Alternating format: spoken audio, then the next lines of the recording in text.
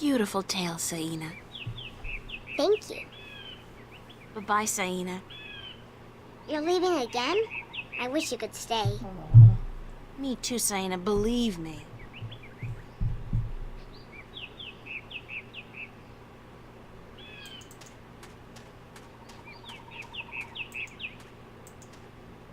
Mouth. Put mouth on relation woman. Ah. Be careful, don't come too close. I'm almost done with this pot. Sorry. Are you here to buy pottery? I didn't think traders were allowed up here. No, I came to speak with your teller. Really? I didn't know the teller spoke with anyone from the outside. You must be a very special girl. Supposedly. Nima is my name. Nima of Ta'ama. The only Elation village on Alace. I like your pottery. It's our craft. That and storytelling. But storytelling can't buy merchandise or food. I know a lot of people who live by telling stories, although I guess that's kind of different. They are lucky then. Not that I don't enjoy making pottery. It's good to feel the wet clay between my claws, to shape it into whatever I wish. It's almost like creating a new life, I think. I don't have a husband yet, so I haven't tried. Have you? Do you have a husband and children? No. Neither, thank God. I don't think I'm ready for that yet. I was 18 turnings this spring. I'm ready for a husband, Good night, Eek. but I've yet to court anyone who could make me soar on the winds. I think the men of Ta'ama are dull and timid. What about the guard on the road below the village? He's our age, isn't he? Isan? He's quite pretty, and his wings are big, but I don't think he likes me. He never looks at me or talks to me. That doesn't mean anything. He could just be shy. Maybe you could talk to him. Oh, Find out come who on! he likes. But don't say I sent you. Sure. Thank you, April. You know what also you could do? You could tell me the tale of this something. Do you know one of the... I had to learn the tale of homecoming. Something. It took a long time, but I think I got it now. I'm better with pottery than I am with the tales, unfortunately.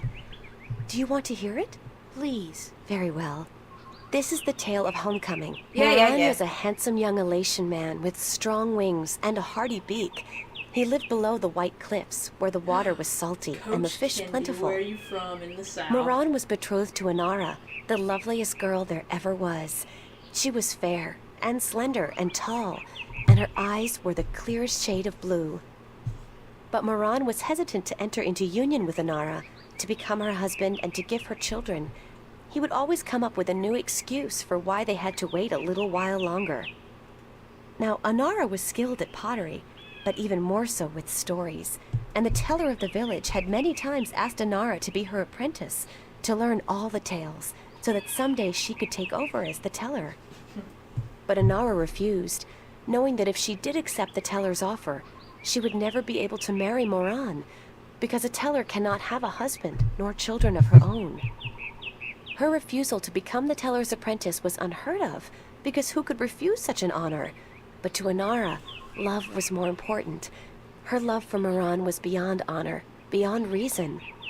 Yeah! But despite Inara's love, represent! I Moran love the was still South. hesitant. Look at this. And then one day, he told Inara, I am traveling on a pilgrimage to the far shores. She hasn't I been will to be the gone South for yet. some time.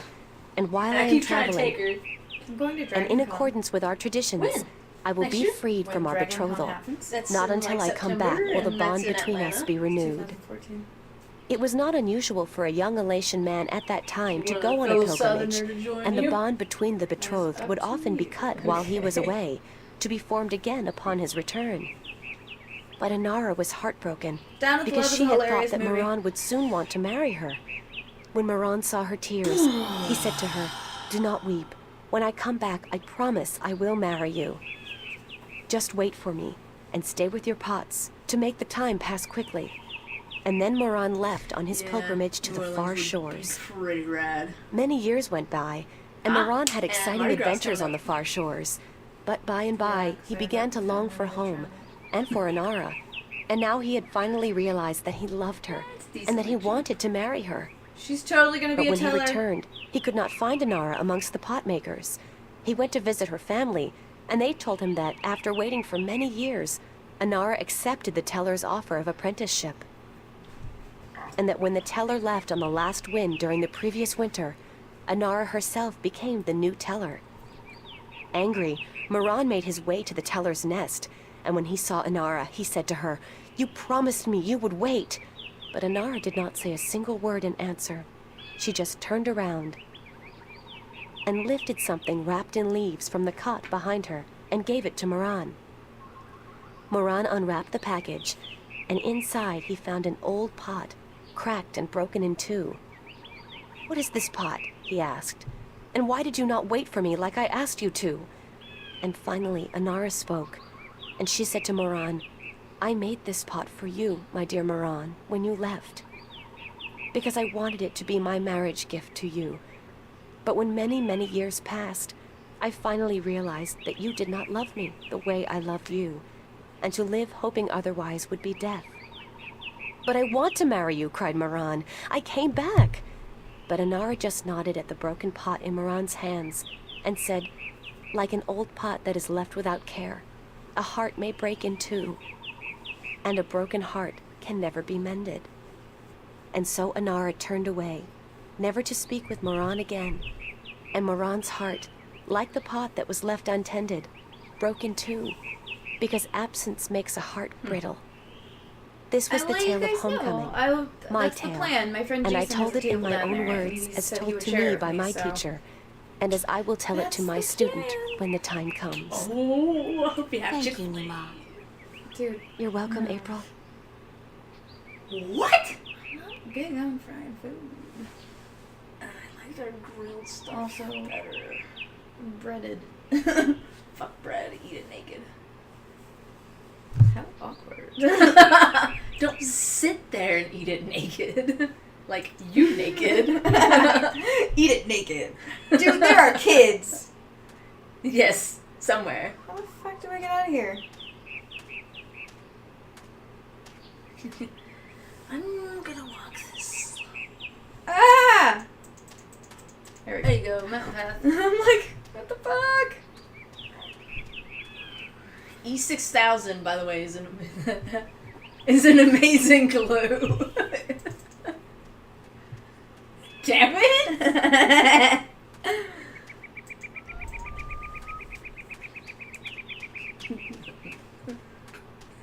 Do you know one of the 4 tales of winds, stars, sea? Mine is the... Would you mind telling it? I would be happy to do so. This Uh-huh. was a very, very long time ago. When the Elation When the were a strong Elation people, we were could a spend days strong riding back in the hot winds and above, we could above the spend seas. We days had to fish riding then, the and we hot were at winds war with the above the Mayrum. wet-tails. The wet-tails. Akalis was one one of the of the strongest strongest warriors warriors there. there was. His claws were His sharp and long, claws his were beak sharp pointy, and his and long. his His teeth beak- strong. Akalis was Shut was admired admired by everywhere. everyone in his clan. Because of this, he was Because cocky of and arrogant. this, So one day, the teller of Blah City asked him to perform a very important and a very special duty, to bring a sacred jewel to the teller of the Elation town across the sea. This particular jewel was very important because it signified a union between two towns that would benefit the people of both that was delivered safely and promptly. Blah grinned and told the teller that he would deliver the jewel quickly and safely, and that she was not to worry. But the teller did worry because Blah was young and too sure of himself. But she wanted to test him and to teach that sharp claws, a pointy beak, and strong teeth are not all a warrior needs. That a warrior must also be wise and careful. So Blah set out across the sea on his flight. It was on the 4th day that he spotted something in the water that caught his attention. And forgetting his duty, following his curiosity, bitch, you must be cautious. Blah dived into the water to investigate. When he came closer, he saw that the Mayrum were in the water, foolishly hunting close to the surface. And Blah saw an opportunity to again prove his might. As a great warrior to his people and to capture the fins of a few wet tails. But the first time, arrogance got the better of him because the Mayrum had set a trap. Trap! As he dived towards the Mayrum with his claws, a spear shot from the water to hit him. Alula struck struck the water and dropped the jewel he was carrying, and it was all he could do not to drown. I was bleeding, and the Mayrim were grabbing at his wings and his legs, but he fought bravely and finally managed to escape. But even though now he lived, he was dead inside. Because the shame of losing the sacred jewel would always be with him. Wow, and he wrote shitty poetry. Could not return to his village because he had neglected his duty to the teller and his people. So he went away to a small island where he could be alone. To himself and his people. And now he became the lost one, who he had been on the sacred mission, but he failed in his arrogance. A year passed, and one day met with human traders from a ship that came close to his island. From the traders, heard speak of a hideous creature that lived in the sea. The octopus. Said to have a third eye, like a jewel, and the desire was to be pulled the hapless sailors into its deadly eight-armed grasp. Knew immediately that the third eye had to be the jewel that he had lost in the sea a year ago, and now he saw the opportunity to redeem himself. But the elation were not used to water, and he thought of submerging himself in the cold, harsh ocean, chilled to his heart. But he was the lost one, and if, in his death, he could make at least redeem himself to his own heart, then he would be still worth it. So fashioned himself a spear because the water, he did things, flew, he went to where the octopus thing was, and then he dived into the sea, the dark water closing in on him, and his wings and legs went numb, but then kept pushing down until he saw the lair of the octopus. Spotting the octopus attacked and saw the monster's third eye, his sacred jewel, shining bright in the darkness, and his heart was filled with a sense of duty and courage that he'd never felt before. But as he began fighting the eight-armed monster, realized that if he were to fight like he usually did, he would not stand a chance. He would have to think differently. So tricked the octopus into following through a tight chasm, where the monster got stuck, and then he swam above it, and using his spear, tipped the rock under the octopus. Swimming back down, the octopus was flailing helplessly, now almost out of air. Took the sacred jewel from the octopus's head and swam back up. Finally, could deliver the sacred jewel to the town across the sea, and upon returning to his village, he went to tell the teller, bowed his head and said, "Forgive me, teller, for in my arrogance I thought I could do everything, but I could not, and I became the lost one because of it." "You were lost," said the teller, "but you are no more." Yay! Because now you see the limits of your own strength, and you will know a warrior must be careful and wise in addition to being strong and fierce. Fierce. Smize, bitch. Smize.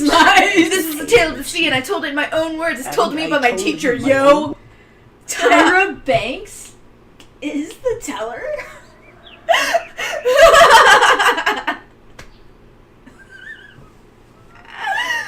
Oh my god. He tells it too slow.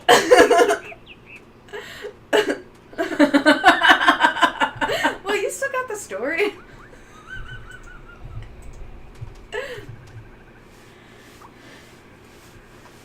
So, Isam, that's your name, isn't it? I can't make her breath.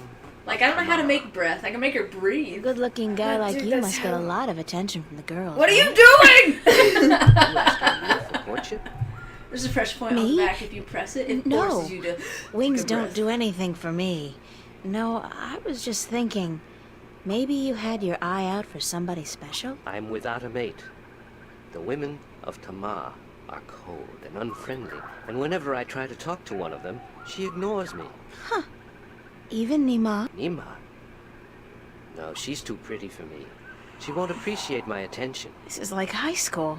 Trust me, Thank Isam. you. You go talk to her one of these days, and I'm sure you'll find you have a lot in common.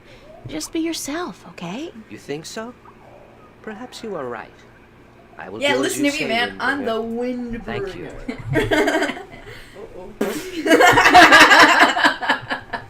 Do you know one of the four tales of Fart winds, jokes. stars, sea, and homecoming? Mine is the tale of winds, Windbringer. Very much. Then I shall tell it.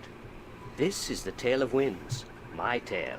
And I Yeah, pledge yeah. to tell By it your in teacher. the village of In Karan. the village of Karan, the mountains of the tall winds, there lived a young Elation woman by the name of Luana. Named Iwana. Iwana had one desire above all others, to soar higher and farther than anyone else.